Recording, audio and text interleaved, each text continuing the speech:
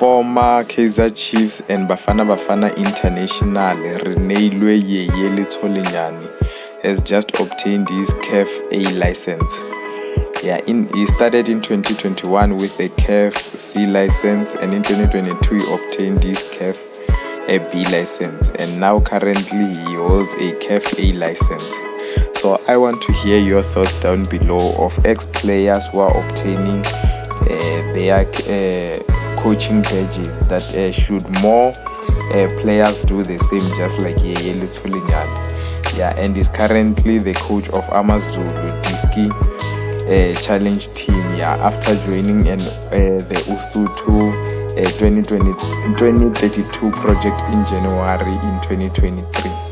So I want to hear your thoughts down below. What do you think of ex-players who are continuing their footballing journey as coaches right now?